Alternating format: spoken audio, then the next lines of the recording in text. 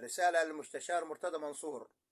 رجاء، يعني ساعة صبحية والناس في كرب وأحداث غزة والبلد في حالة كرب والناس هتتجن، واللي على الله يفدوله بصراحة آخر شرمطة وآخر سفالة وآخر قلة أدب.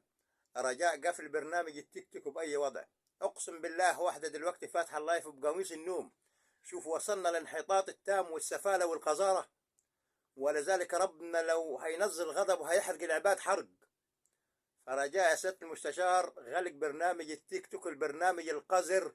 معانا أطفال يا ولاد الكلب، لكن العيب على رب الأسرة. لو رب الأسرة مش مدلدل وعرس ما يحصلش كده. قسما بالله لو عندي صفحتك الشخصية كان بعتها لك مصورتها سكرين شوب. يعني حاجة آخر سفالة وآخر وقاحة وقلة أدب. اتفو على أبوها اللي رباها دي. اتعبنا والله يا سيادة المستشار. يعني احنا حتى لو متنا في القبر هنموت متألمين. شغل قذارة وسفالة وقلة أدب. فين الحكومة والقفل البرنامج ده يا أولاد؟